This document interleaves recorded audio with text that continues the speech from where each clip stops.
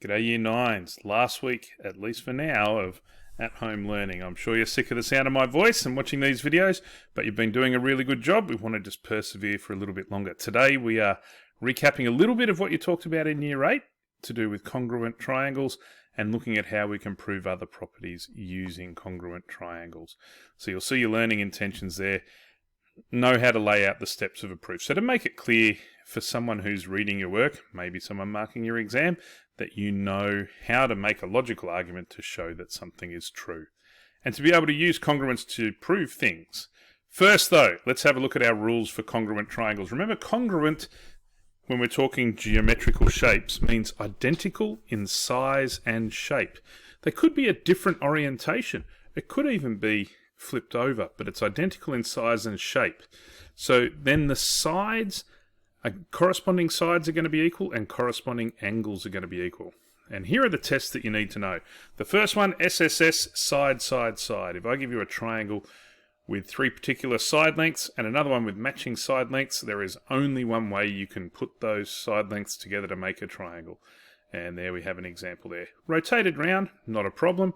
Or you could call that flipped upside down and translated. That's fine. But it is not being stretched or dilated in any direction. It's just maintained the same size and shape. Another way we can prove congruence is side, angle, side. Two sides and the angle in between. That is also a proof of congruence. If I have two sides and the fixed angle, so the sides that they've indicated there, clearly there's only one way I can join the endpoints of the two sides. Make that third side. They've got to be the same triangle. Angle, angle, side, also sometimes written as angle, side, angle. I sort of like angle, side, angle because it's easier for me to picture. If I picture a side length with an angle here and an angle there, well, I can see that there's only one place where those two angles are going to meet. So if I had the same angle and side combination, again, an alpha and a, I don't know, little angle indicated like that, there's only one place they're going to meet. They're going to be identical triangles so long as this side length was the same. So, but angle, angle, side is the same. The fact is, if we know two angles of a triangle, we know three. So it's just important that we have two angles, corresponding angles, and a corresponding side equal to each other. We can conclude the whole triangle is exactly the same. And finally, right angle, hypotenuse, and one other side. So if I have a right angle and a hypotenuse, and then one of the other sides, there's only one way I'll be able to make that triangle too. So let's see how we'll actually use these. Get down to some worked examples here. Zoom in a little bit for the old man's eyes. Prove that triangle ABC is congruent. Congruent indicated with the three horizontal lines there, like a triple equal sign. That's congruent. Similarity, you can see sometimes written with just a little tilde, or vertical lines. Probably the tilde is what we'll be going with, but either is fine, and your book will use both. Prove that triangle ABC is congruent to triangle ADC. So when they've given them in a particular order, those sides have to match up, or in this case angles. We name the triangles by their angles here. Angle at A, angle at B, angle at C versus angle at A, angle at D, angle at C. Let's see what rule we would use. Well, definitely they've both got a right angle. So that is very true. We've been given an indication that those sides are equal, and the side AC is common to both triangles. So I can see I've got a right angle, the hypotenuse, the side opposite the right angle, and one other side. So I know they're true. I know that they're congruent by the right angle hypotenuse side rule, but I want to make sure I show clearly that that's the case. So what I need to do is show that side AB is congruent to side AD. And that was actually given to us because they've used indications on the side to show that they're equal. I can show angle B is congruent to angle D, both 90 degrees. And side AC is congruent to side AC because it's common. By common, I mean it's part of each triangle. It's a common side. So there we have triangle ABC is congruent. Now I have to go in the same order. So the double dash side, the side which we didn't know initially. So that's from A to B, B to C, and then C back to A, obviously, is the hypotenuse. So I have to do it in the same order. A to D, then to C. Congruent to triangle ADC. And how do I know that? By the right angle, the hypotenuse, and one other side. I'm going to step through the next one as well, just because I'm feeling so nice. Prove that triangle ABC is congruent to triangle EDC. So A to B to C, E to D to C. Well, what have I got here? I reckon you know that angle and this angle are equal. How do I know that? Angle B is equal to angle D. That's right. They are alternate angles. You probably used to call that a Z rule, but I don't like using a non-mathematical term because it doesn't really tell you what it is. Here I've got a parallel line, AB parallel to DE, so two parallel lines.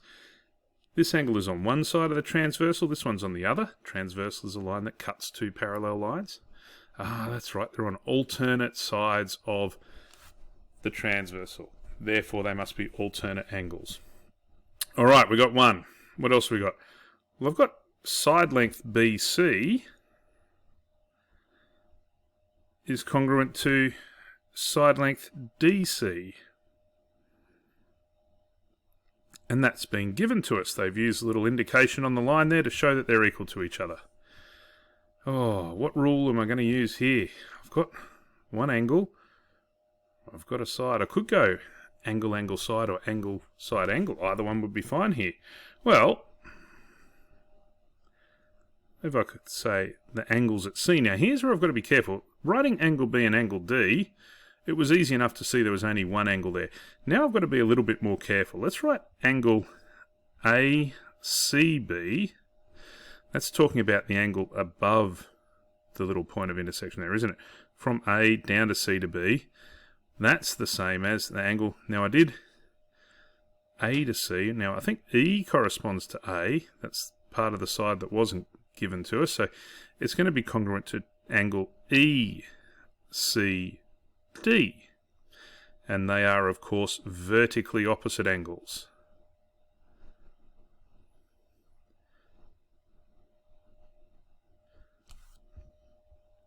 So I've established one of my rules, and I can say triangle ABC is congruent to triangle EDC, and you can use angle, side, angle. If you wanted to use angle, angle, side, you could have just shown that the angle at A is congruent to the angle at E. And again, they're alternate angles. So you could have done it another way. And often there'll be more than one way to do these.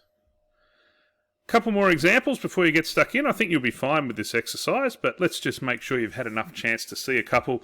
You can always come back here and check again if you need to. Just confirm, how do I set it out? How do I make sure I'm doing the right thing? Prove that triangle ABC is congruent to triangle EDC. Well, this is pretty easy. They've given me sides that are equal, and I've got a pair of vertically opposite sides there, vertically opposite angles. So let's just write this out quickly. So I've got AC is congruent to EC. That was given to us. I've got BC is congruent, if it lets me write it, to DC. That was also given to us. And I've got angle ACB is congruent to angle ECD, because they're vertically opposite angles.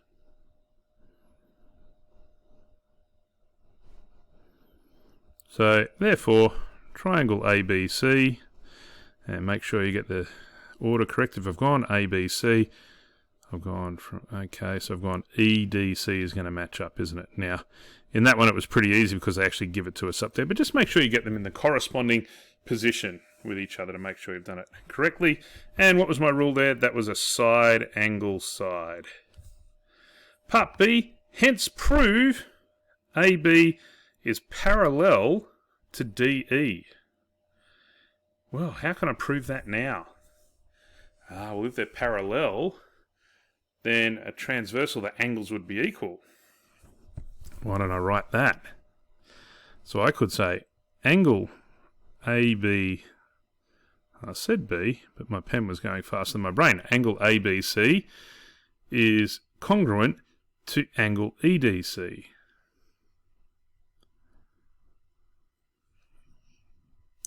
Because they're corresponding angles in triangles that we have proved are congruent. Therefore, they form alternate angles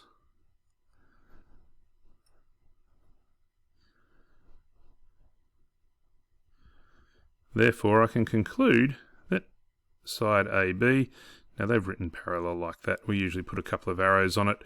AB is parallel to side DE. If the lines, the angles on the opposite sides of a transversal are equal, then the two lines that it's cutting must be parallel. Simple as that. It's just using the rule in reverse. All right, nearly done. One to go. Bit of a long one this one, but hopefully not too complicated. All right, prove that triangle ABC is congruent to triangle ADC. Now, it looks a little bit like the first one we did, but notice I haven't been given a right angle here, so I can't go and assume that's a right angle, and in fact, it might not be. It's just close. What have we got, though? I've got that AD, A to D is the same as congruent to, if my pen wants to behave, AB. What else have I got? I've got DC is congruent to BC. I have to go back and write these reasons why, sorry. In each case, that was because they were given. What's the other side? AC. AC is clearly congruent to itself. And it's common to both triangles.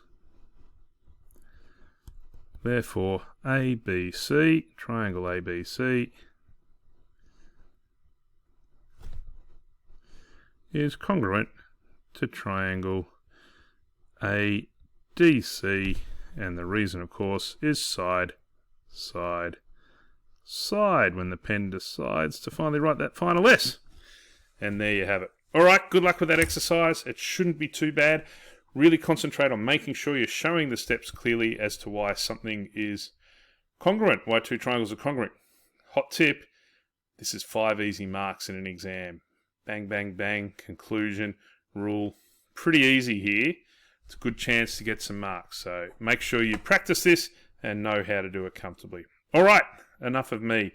See you in the next video when I can find the pause button. Okay. See you guys.